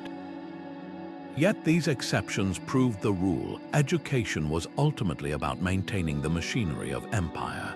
When Rome fell, its school model didn't disappear. It retreated into monasteries where medieval monks preserved literacy like embers in ash, waiting to reignite the Renaissance. The true measure of Rome's educational legacy lies in its fingerprints on modern schooling, that division between elementary basics and advanced rhetoric. It's why we separate grade school from law school. Those wax tablets, they evolved into the slates of one-room schoolhouses. Even our obsession with standardized testing echoes Rome's civil service exams. The Ludi may be dust, but their DNA lingers in every classroom where kids still fidget through lessons, unaware they're heirs to an ancient tradition that believed knowledge wasn't just for contemplation, it was the tool that built the world. The great Library of Alexandria wasn't just a building filled with scrolls. It was the ancient world's closest equivalent to the internet, a pulsating hub where knowledge from every corner of the known world collided and transformed. Imagine a sprawling complex by the Mediterranean's edge, its halls buzzing with scholars speaking a dozen languages, their hands stained with ink from copying Babylonian astronomy texts, Indian medical treatises, and Greek plays onto fresh papyrus. This wasn't passive storage, it was a living, breathing network of ideas. The library's founder told me I didn't just want to collect books, he wanted to digest them. Ships docking in Alexandria's harbor were searched not for contraband, but for manuscripts. Any scroll found was confiscated, copied by an army of scribes, and the duplicate returned to its owner while the original joined the library's shelves. Even playwrights like Aeschylus and Sophocles weren't sacred. Their works were edited into definitive versions by the library's scholars, who believed they were refining civilization itself. At its peak, the library housed between 400,000 and 700,000 scrolls, a staggering number for the ancient world, but its true genius lay in how it organized this chaos. Callimachus, the library's chief librarian, created the Pinax, a 120-volume catalog that functioned like an ancient search engine. Every scroll was tagged by subject, author, and even literary quality, allowing scholars to navigate topics from hydraulics to Homeric poetry with surprising efficiency. The system was so advanced that when a physician named Herophilus needed to compare Greek and Egyptian medical texts, he could locate them side by side in minutes, a feat unimaginable elsewhere. This cross-referencing sparked breakthroughs. Eratosthenes calculated Earth's circumference by comparing library records of shadow lengths in Alexandria and Syene, while the engineer Ctesibius invented the pipe organ after studying hydraulic texts from Mesopotamia. The library didn't just preserve knowledge, It remixed it, creating new disciplines in the process. Yet the library's most revolutionary act was its insistence that knowledge had no borders. Unlike the elite academies of Athens or the priestly schools of Memphis, Alexandria welcomed thinkers regardless of origin. Jewish scholars translated the Hebrew Bible into Greek in its halls, creating the Septuagint. A Babylonian astronomer named Kidanu shared his eclipse predictions with Greek mathematicians, refining their celestial models. Even the library's staff mirrored this diversity. The poet Apollonius of Rhodes was Greek, the geographer Conon hailed from Samos, and the mathematician Diophantus was likely Egyptian. This cultural collision produced works like the Hermetica, a fusion of Greek philosophy and Egyptian mysticism that would later intrigue Renaissance thinkers. In an era when most people never traveled beyond their village, the library was a prototype of globalization, proving that progress thrived when ideas could cross-pollinate freely.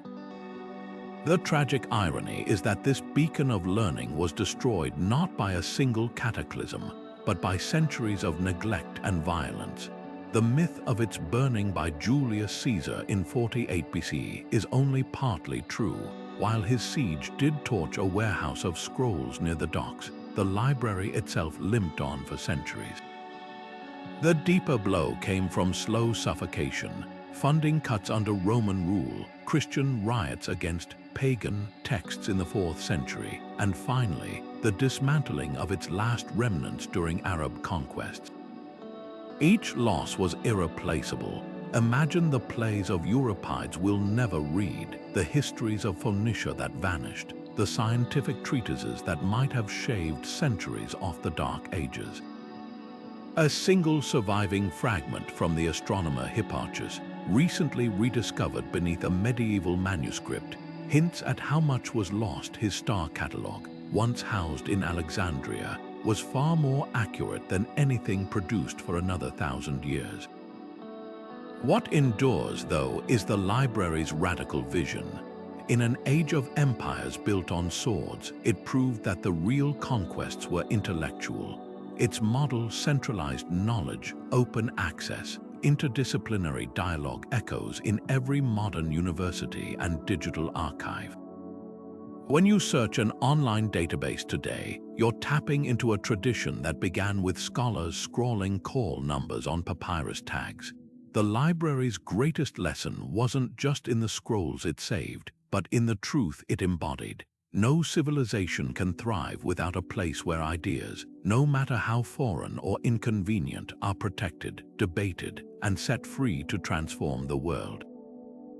As the dust of Alexandria settles, our journey turns toward another ancient innovation, one that took learning out of grand institutions and into the hands of everyday people.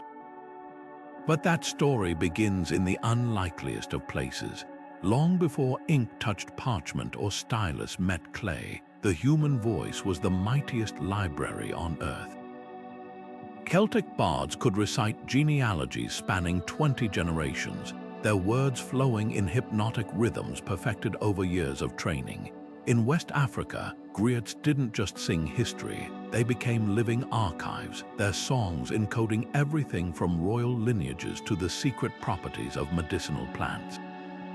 These weren't mere entertainers, they were the hard drives of antiquity, their memories so precise that when written records finally appeared, scholars were stunned to find oral traditions matched them word for word across centuries. The training to become a human repository was as rigorous as any scribble school. Young Celtic bards apprenticed for up to 12 years, mastering complex poetic meters that acted as mnemonic scaffolding. A single epic like the Táin Bo Cúailnge Ireland's Iliad required memorizing thousands of lines with flawless pronunciation, since altering even a syllable could anger the gods. Techniques were ingenious. Stories were chunked into episodes tied to physical spaces. Walking through a landscape became like flipping through a mental book, each hill or river triggering the next passage. Archaeologists have found that ancient Irish ceremonial sites align with geographic features mentioned in these oral epics, proof that memory was literally mapped onto the land. In Mali's griot tradition, the stakes were even higher. A griot's rendition of the Epic of Sundiata wasn't just art, it was legal precedent recording treaties and land rights. Mistaking a detail could spark conflicts, so training began in childhood with call and response drills. Griots used the Ngoni lute's rhythms to anchor facts, historical battles recalled in one cadence, crop rotation cycles in another.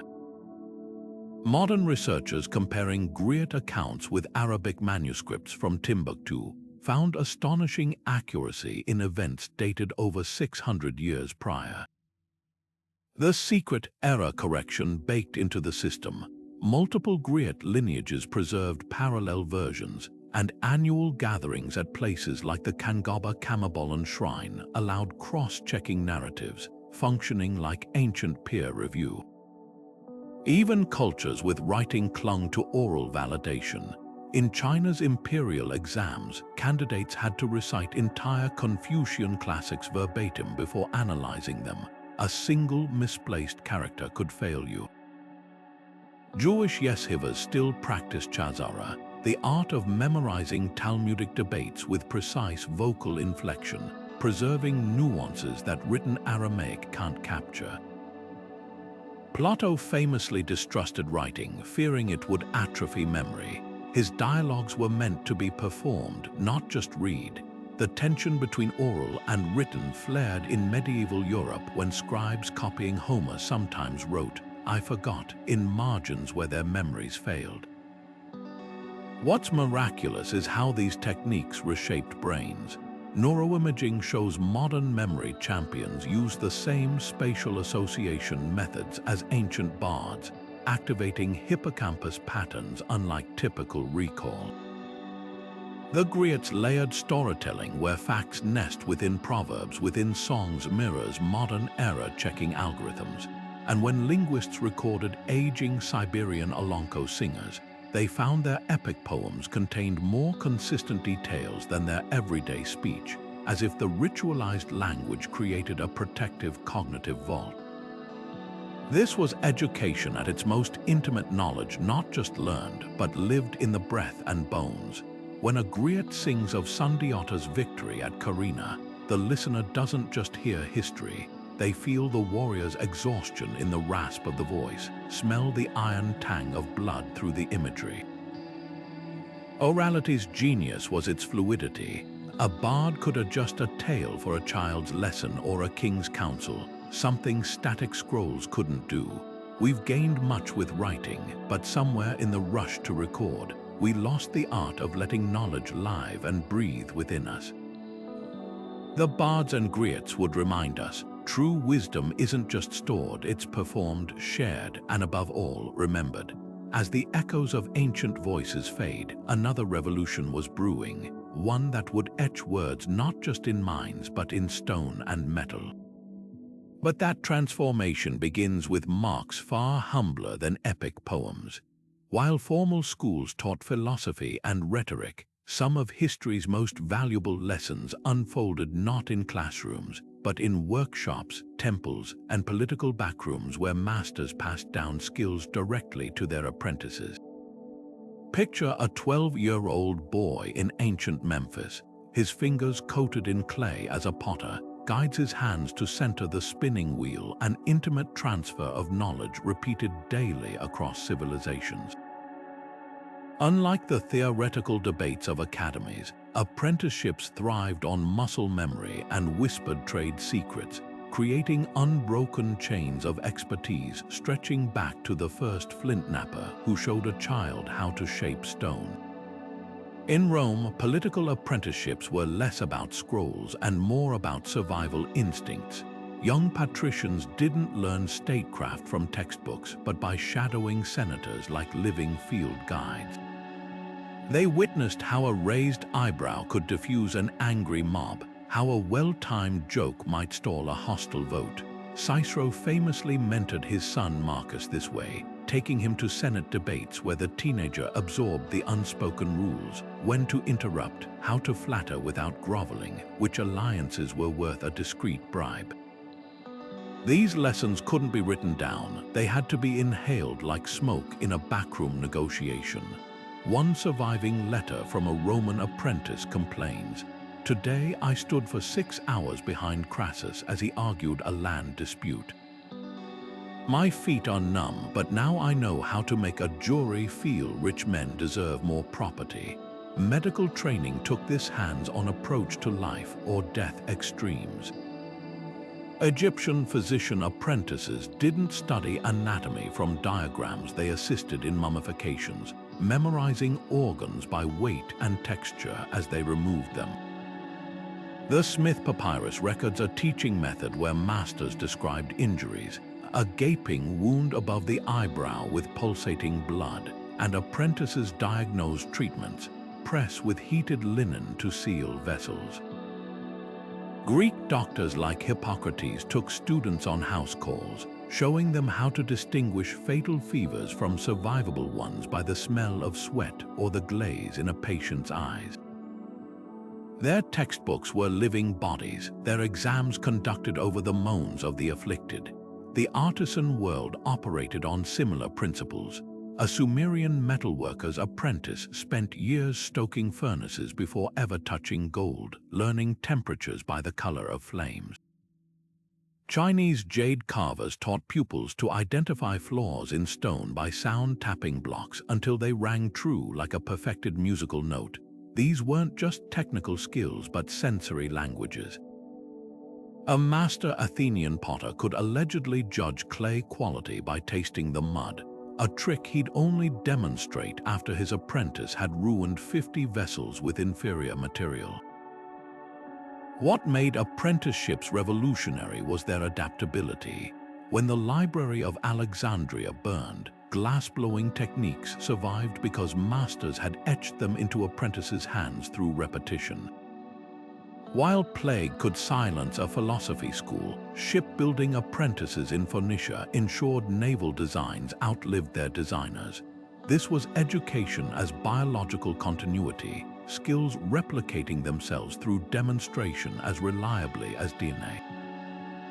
Yet the system had shadows. Apprenticeships often trapped generations in the same trades, reinforced guild monopolies, and excluded those who couldn't afford unpaid years of labor. The rare exceptions, like the freedman's son who became Rome's chief architect, only proved the rule. Still, in an age before standardized testing, these intimate mentorships did something profound. They turned knowledge into instinct, ensuring that even if every scroll turned to ash, human ingenuity would find a way to begin again. While Sparta's Agoge remains legendary, it was far from the only military academy shaping ancient warfare. Persia's elite Anuvan cavalry schools operated on a radically different principle. Where Spartans bred infantry, the Persians perfected the art of mounted warfare.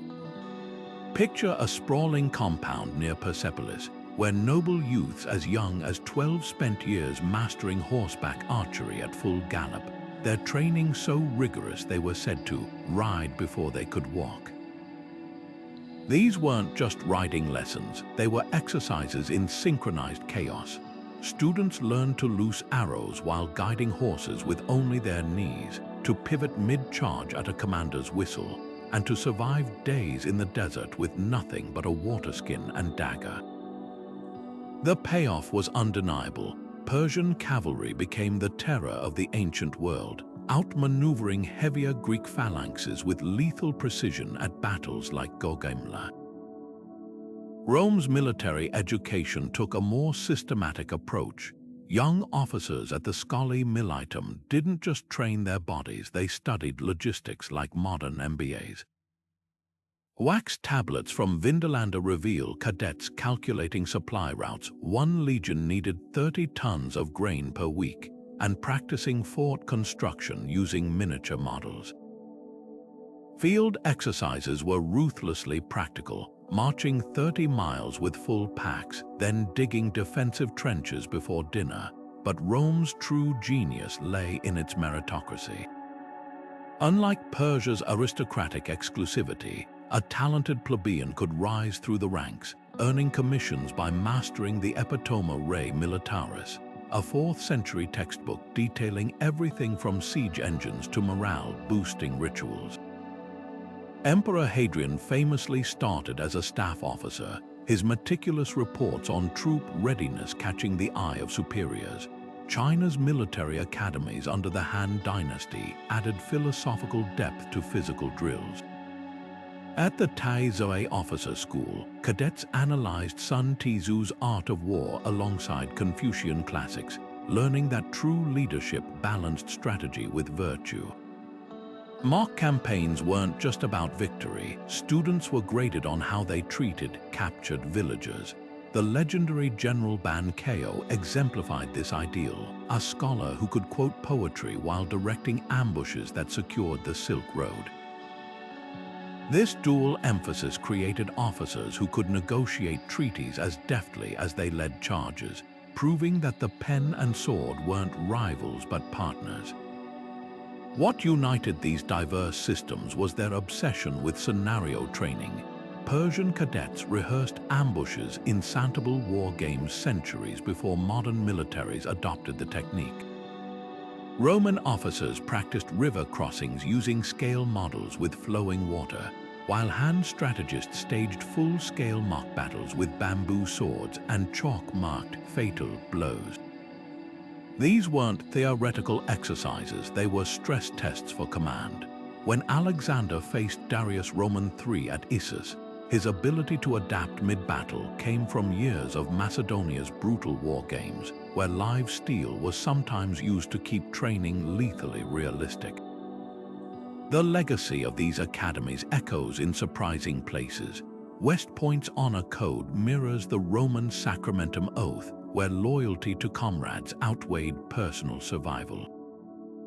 Modern Special Forces survival training finds its roots in Persian cavalry scouts' desert endurance tests. Even the concept of thinking like the enemy traces back to Han Dynasty exercises where officers were forced to switch sides mid-drill. These ancient schools understood something we often forget. Great warriors aren't born from brute strength alone, but from minds sharpened by relentless preparation and the wisdom to know when not to fight. The next time you see a military parade, look beyond the gleaming armor. You're witnessing a tradition of disciplined thought that's outlasted empires themselves. The privilege of learning in ancient times often depended on the accident of birth, with access to education acting as an invisible barrier between the powerful and the powerless. In the grand cities of Mesopotamia, the Adaba scribble schools welcomed only the sons of wealthy merchants and temple officials, their tuition fees paid in silver shekels and sacks of grain. Meanwhile, the children of farmers and laborers learned their parents' trades through endless repetition in fields and workshops, their classrooms the unforgiving earth itself. This divide wasn't unique to Mesopotamia. Across Egypt, young girls from noble families might receive private tutoring in hieroglyphs, while their peasant counterparts mastered the rhythms of grinding grain before they could write their names. Yet two civilizations dared to challenge this paradigm. Athens pioneered the concept of public education, though with glaring caveats. From age 7, all freeborn Athenian boys, regardless of family wealth, attended the Kitharistes music school and the Patatribes wrestling grounds. But the illusion of equality shattered at the rhetoric schools, where only those with family connections and deep pockets could afford the advanced training that led to political power. The great orator Demosthenes famously hired private tutors to overcome his speech impediment, a luxury far beyond the reach of a potter's son.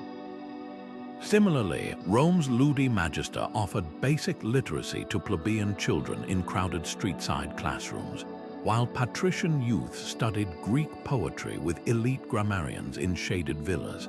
a divide immortalized in the poet Horace's bittersweet recollections of his freedman father scraping coins together for his education. The exceptions prove the rule. Spartan education stood out as the ancient world's closest approximation to universal schooling, but with a chilling twist. Every Spartan child, regardless of gender or class, underwent the brutal Agoge training because the state viewed all citizens as weapons to be forged. Even here, subtle hierarchies persisted. Wealthier boys received better meals during their sanctioned theft exercises, and elite families secured their sons' positions in the royal bodyguard. Meanwhile, in the Mauryan Empire of ancient India, Emperor Ashoka's rock edicts proclaimed the establishment of public schools, but archaeologists have found these were clustered near urban centers, leaving rural populations to rely on wandering ascetics for scraps of knowledge. The echoes of these ancient inequalities reverberate through modern school systems. The marble benches of Roman rhetoric schools find their parallel in today's Ivy League lecture halls, where legacy admissions and private tutors still smooth the path for the privileged. Just as Athenian boys memorized Homer to signal their elite status, contemporary students cram for standardized tests using expensive prep courses their less fortunate peers can't access. Yet there's also continuity in resistance, like the Roman graffiti from Pompeii, where a gladiator's son scrawled his letters defiantly on a wall. Modern scholarship programs and digital learning platforms are slowly chipping away at the monolithic barriers of the past. Perhaps the most telling artifact comes not from a grand library, but from a humble Egyptian village. A wooden writing board in the British Museum shows a teacher's elegant hieratic script beside a student's shaky imitation, both hands visible, but only one bearing the calluses of manual labor. It's a silent testament to the truth that spans millennia. Education has always been about more than knowledge. It's about who gets to hold the stylus and who must content themselves with touching history through someone else's words. The classrooms of antiquity may lie in ruins, but their shadows stretch long across our present struggles, reminding us that the fight for equal learning is as old as civilization itself. The bustling port of Alexandria wasn't just a crossroads of goods, it was a symphony of languages, where a Phoenician merchant might haggle in Greek, an Egyptian scribe jot notes in Demotic, and a Jewish scholar debate theology in Aramaic. This wasn't chaos, it was the ancient world's version of a global classroom, where multilingualism wasn't a luxury but the lifeblood of empire. Walk through the city's storied streets, and you'd hear the clink of coins exchanging hands in a dozen tongues, each transaction relying on scribes who could switch between languages as easily as changing tunics. The famous Rosetta Stone, with its parallel inscriptions in Greek, Demotic, and hieroglyphs, wasn't just a linguistic key, it was a testament to the daily reality of a society that thrived on translation. Babylon took this further, turning language mastery into a science. Cuneiform tablets from scribble schools reveal exercises where students translated Sumerian proverbs into Akkadian, then back again, their styluses etching the same wisdom in two linguistic worlds. Trade contracts often bore clauses in multiple languages, ensuring no party could claim misunderstanding. One particularly vivid tablet from the reign of Nebuchadnezzar records a dispute between a Babylonian merchant and his Egyptian partner, settled because both had signed a contract with terms spelled out in their native scripts. This wasn't just practicality, it was an early form of international law, built on the premise that words, carefully translated, could prevent wars. The real powerhouses of ancient multilingualism, though, were the scholar translators who bridged entire civilizations. In the Indian University of Nalanda, Buddhist monks passed Sanskrit sutras into Tibetan and Chinese, their work carried along the Silk Road by pilgrims and merchants. Meanwhile, in Antioch, Nestorian Christians rendered Greek medical texts into Syriac, preserving Galen's wisdom for Arabic physicians like Ibn Sina centuries later. The process was painstaking. A single mistranslated herb name could turn a remedy into poison, which is why translators often worked in teams, comparing versions line by line. A scribbled note in the margin of a surviving manuscript captures this perfectly. Does the Greek melancholia mean our black bile sickness or their poet's sorrow? Consult the Persian scholar. What's striking is how these ancient polyglots anticipated modern language pedagogy. Babylonian scribes used what we now call the direct method, immersing students in bilingual dialogues. A surviving exercise tablet stages a conversation between a grain seller and customer, with phonetic pronunciations scribbled above each line, an ancient version of today's language lab drills. The Greeks took a more analytical approach. Dionysius Thrax's grammar textbook broke down sentences with a precision that would feel familiar to any modern linguistics student. Even the pitfalls were eerily current. A Roman graffiti in Pompeii jokes about a Greek tutor's accent mangling Latin vowels, proving that pronunciation anxiety is truly timeless. The legacy of this linguistic melting pot endures in unexpected ways. The very word dictionary comes from the Latin dictionarium, a term coined for medieval students grappling with multilingual legal texts. The structure of modern passports with their parallel translations mirrors those Babylonian contracts, and when you use a phrase like carpe diem or karma without thinking, you're channeling the ancient tradition of linguistic borrowing that once fueled empires. These civilizations understood something we're still grappling with today. Language isn't just a tool for communication, it's the loom on which the fabric of shared human understanding is woven, thread by thread, syllable by syllable. As the echoes of these polyglot marketplaces fade, another innovation rises, one that would democratize learning far beyond elite scribes and scholars. But that revolution begins with a humble invention, not the pen or the parchment, but the very surface they touched. The dust rising from the wrestling pits of ancient Athens carried more than just the sweat of athletes. It bore the essence of an educational revolution. Greek gymnasiums weren't mere training grounds. They were laboratories of human potential where the rhythm of foot races blended with the cadence of Socratic dialogue. Picture the Lyceum at golden hour, under the same colonnades where young men oiled their bodies for the pancration. Aristotle paced with students dissecting ethics, their debates punctuated by the distant thud of discus landing in soft earth. This seamless fusion of sweat and syllogism was no accident. It sprang from the Greek conviction that a truly educated person excelled equally in the agon competition of the body and the agon of the mind. Central to this philosophy was the concept of arete excellence in all things. A citizen wasn't truly virtuous if he could quote Homer but collapsed after a short run, nor if he could win Olympic laurels but couldn't articulate justice. The gymnasium's architecture reflected this balance. Open-air running tracks bordered shaded lecture halls, and statues of Apollo, god of reason, stood alongside Hermes, patron of athletes. Training sessions followed a deliberate rhythm: morning wrestling to sharpen reflexes, afternoon geometry to hone logic, evening poetry to nourish the soul. Even the terminology blurred boundaries. The word gymnasium derived from gymnos, naked, referencing athletes' attire, but also symbolized the stripping away of ignorance through intellectual rigor. The training methods reveal how deeply physical and mental disciplines intertwined. Wrestling wasn't just about strength, it taught strategy akin to chess, with moves named the philosopher's pin or the dialectic throw. Runners practiced breath control not merely for endurance but to regulate speech patterns for public debates.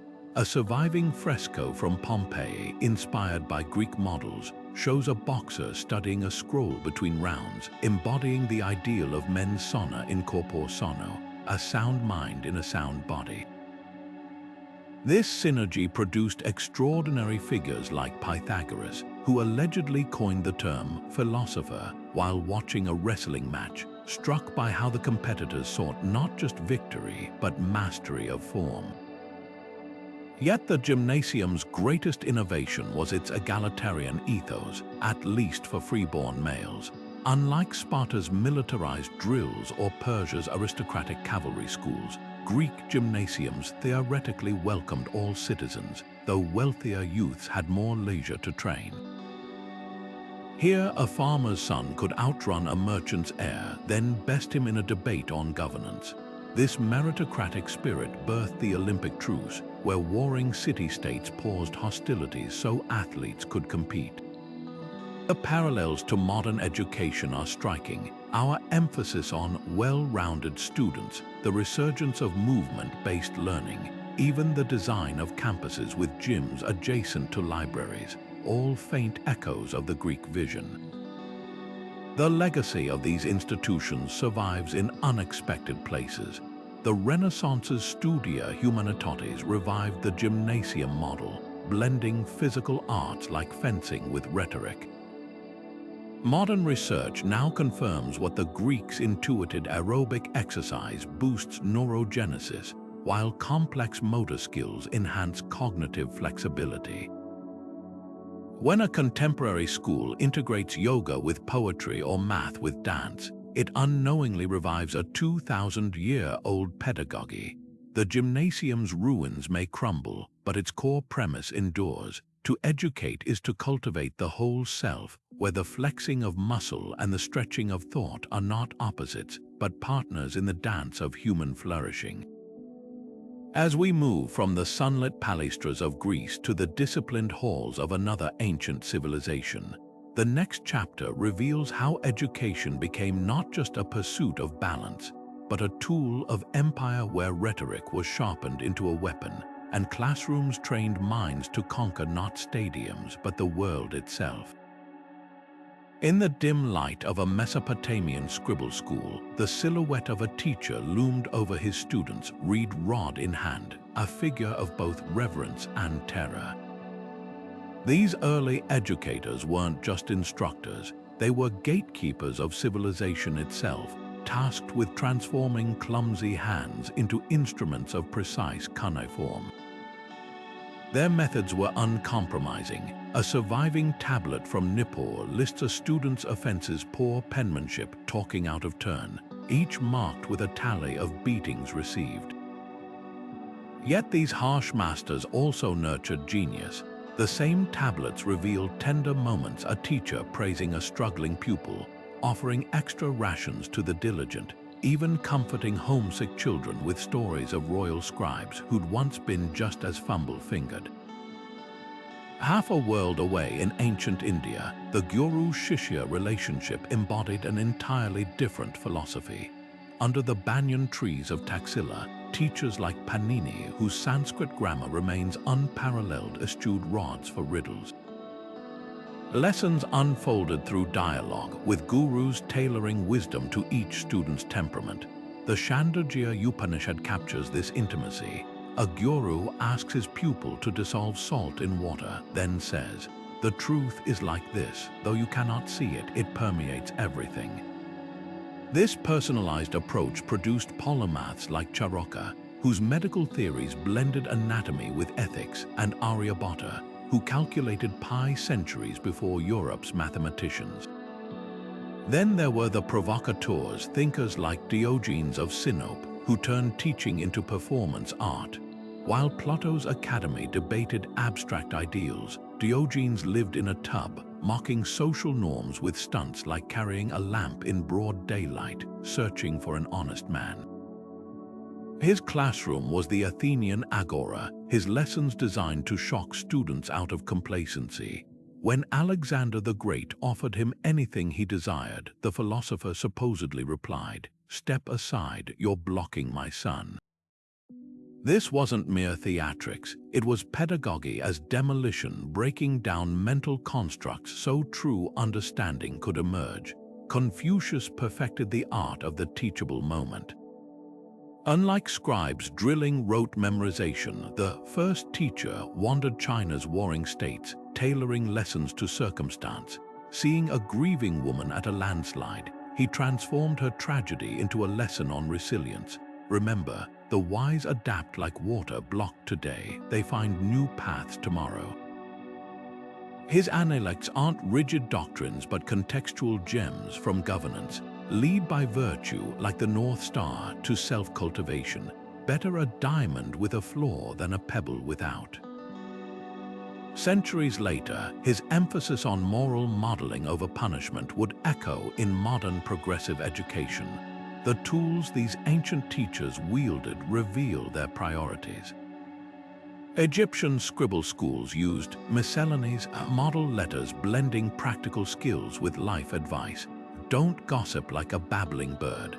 Roman rhetoricians like Quintilian pioneered developmental psychology, warning against forcing the unripe mind. And in Persia, Zarathustrian priests taught through symbolic objects: a lamp for wisdom, a flower for transient beauty, anticipating Montessori's tactile learning. What unites these disparate figures is their enduring influence. Today's Socratic seminars, guru-disciple traditions in martial arts, even the rebellious spirit of progressive educators, all are heirs to antiquity's teaching revolutionaries. The chalkboards may have replaced clay tablets, but the essential alchemy remains, transforming knowledge not just into skills, but into living wisdom that outlasts empires. The flames that consumed the Library of Alexandria didn't just burn papyrus, they erased centuries of human thought in a single, catastrophic night. Imagine the weight of what vanished. Aristarchus' treatise proving the Earth orbited the Sun, 1,000 years before Copernicus. Hipparchus' star catalogue so precise it pinpointed celestial movements modern astronomers only confirmed with satellites. Plays by Euripides and Sophocles that might have reshaped our understanding of Greek drama. These weren't just books lost to time, they were entire branches of knowledge severed at the root. The tragedy wasn't merely the destruction, but the realization of how fragile civilization's memory truly is. A single fire, one act of war or negligence, could vaporize the accumulated wisdom of generations. Yet Alexandria's fate wasn't unique. In Nineveh, Ashurbanipal's great library, with its 30,000 cuneiform tablets, crumbled under Babylonian siege, taking with it Mesopotamian medical texts that described germ theory centuries before microscopes existed. The Maya codices burned by Spanish missionaries held astronomical observations tracking Venus cycles with pinpoint accuracy, knowledge rediscovered only through modern archaeology. Even survivors like the Epic of Gilgamesh exist only in fragments, with tantalizing gaps where tablets shattered or ink faded. One broken line from a Babylonian poem laments, "The gods took wisdom back to heaven," a haunting metaphor for how easily enlightenment slips through human fingers. The Rosetta Stone's 1799 discovery near Rashid stands as both a triumph and a rebuke. This unassuming slab of black basalt, inscribed with the same decree in Greek, Demotic, and hieroglyphs, became the key to unlocking 3,000 years of Egyptian history. Before its decipherment, hieroglyphs were dismissed as mere pictograms, until Jean-François Champollion proved they encoded sounds and grammar as sophisticated as any modern language. But the stone's very usefulness underscores how much we've lost. Imagine if the Library of Alexandria had produced a similar key for every civilization's script. How many more voices from antiquity might we hear today? War remains history's most relentless librarian. When Mongol armies sacked Baghdad in 1258, they threw so many books from the House of Wisdom into the Tigris that the river ran black with ink for days. Spanish conquistadors melted Aztec gold codices into ingots, obliterating Nahuatl poetry and botanical knowledge in the process. Even when texts survive physically, their meaning can perish with their last readers, like the Indus Valley script, whose 400 symbols remain mute because no Rosetta Stone has emerged to give them voice. The deeper loss lies in the everyday. School exercises from Pompeii's ruins show children practicing multiplication tables, while a 1st century Greek papyrus from Egypt preserves a teacher's note: "Work harder or you'll never master geometry." These mundane fragments reveal more about ancient lives than any royal chronicle, the struggles and triumphs of ordinary learners whose voices were nearly erased.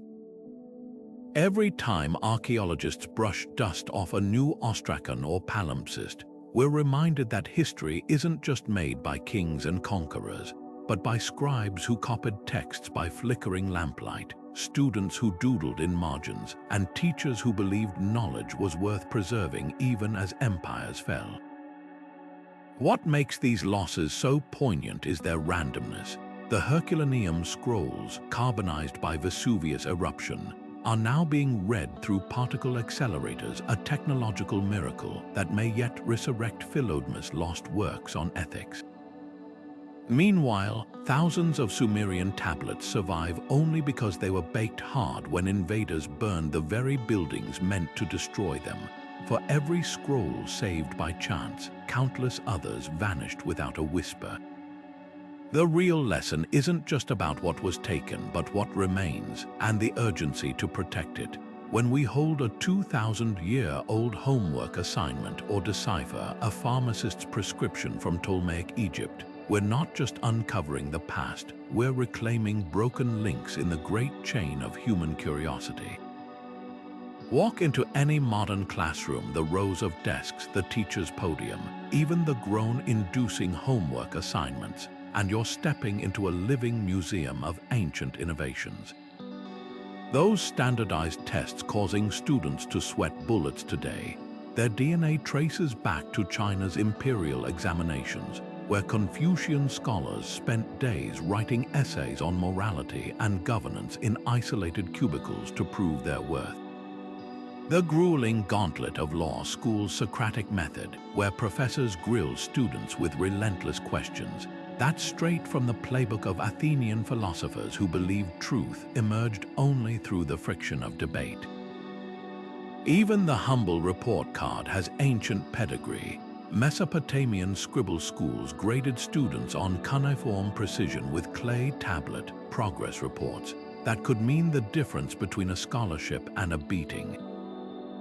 The physical blueprint of schools themselves reveals these deep roots.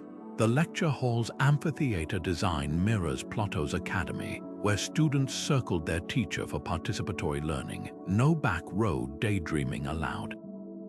The concept of dividing students by age, thank the Spartans, whose Agoge system segregated boys into packs based on developmental stages, proving that peer group learning isn't a modern innovation. Even the dreaded parent-teacher conference has precursors in ancient Rome, where wealthy patrons would personally assess their children's rhetoric tutors, demanding proof of progress through recitations and mock debates. Homework's origins are more surprising still. A Babylonian tablet from 4,000 years ago bears a geometry problem with the scribbled note, "Do not consult others, solve this alone at home," making it history's oldest known assignment. Roman students lugged wax tablets back from the Ludi to practice conjugations, while medieval Islamic madrasas required nightly memorization of Quranic verses, all proving that the after-school grind is as old as education itself. Yet the most profound legacy lies in hidden pedagogies. The Montessori method's tactile learning echoes ancient India's gurukuls, where students handled clay models of geometric theorems. Modern language immersion programs unconsciously replicate how Phoenician traders taught their children through total linguistic submersion in foreign ports.